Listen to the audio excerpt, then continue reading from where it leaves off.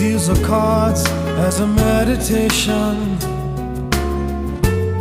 and those he plays never suspect. He doesn't play for the money he wins,